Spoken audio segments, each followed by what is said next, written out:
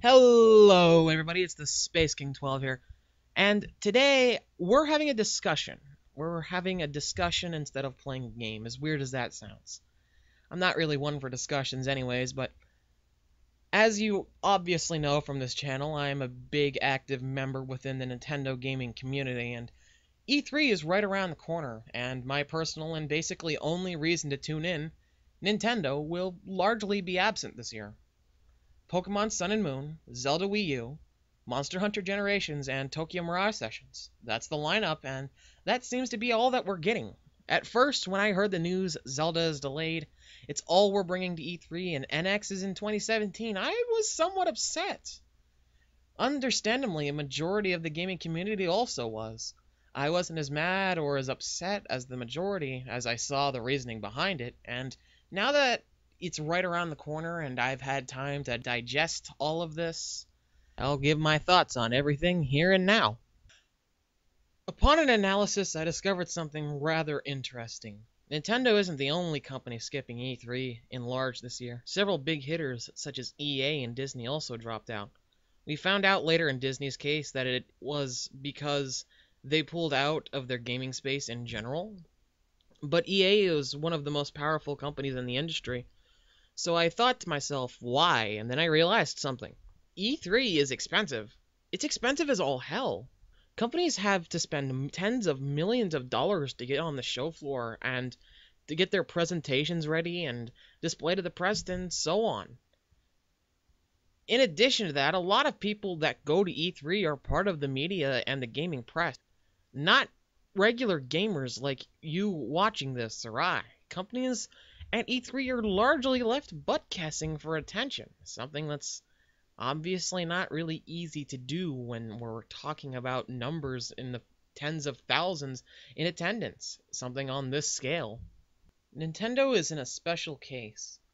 Their presence at E3 are largely delegated to either the press completely loving or completely hating everything about them, such as in the case of 2014 where they definitively won, or in the case of 2015 when everybody hated them. It was the cool thing to hate them. There isn't many middle ground situations here, as history will show us. I can understand Nintendo's perspective here. Why waste tens of millions of dollars bringing everything when that's money that could go into NX console or game development? History also shows us that being ready is something crucial. Microsoft was not ready for E3 2013. The Xbox One in its current form was not what the press saw, and the end result damaged the brand tremendously. Xbox One lags behind the PS4 by 20 million units, roughly. Given that Nintendo NX is still in need of launch games, as we have heard, it simply does not make sense to go to E3 not ready without any games and then become the laughingstock of the media and dooming the console prematurely. Nintendo's current position won't allow them to mess this up. If NX isn't ready and they have to show at E3 this year, first-party Nintendo will fail. And even if they were ready, allow me to say something simple. Hype doesn't really age that well. We'd be waiting 8 months for the console at least, after E3 and the given scenario. NX will be shown at a public event to Nintendo fans like you and I soon enough. E3 is about the press, not about us. And it's just not worth the risk for Nintendo to go up there, not ready, and get slaughtered. My best advice to you, the simple gamer, is to wait things out. We're going to get that juicy NX info soon, with many new games to accompany it. Generation 9 for Nintendo will be spent either sealing their own coffin or reconnecting with the fans for Nintendo.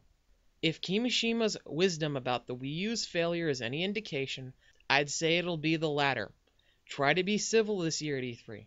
It's likely the last one us Nintendo fans will see. I think that between the costs and the negative attention Nintendo typically receives as is, it just justifies them not being there. Anyways, that's my thoughts on all of this. Do you guys disagree, agree, hate my voice, or hell, just don't care? Voice it all out on the comment section below. I'll be sure to get back to you.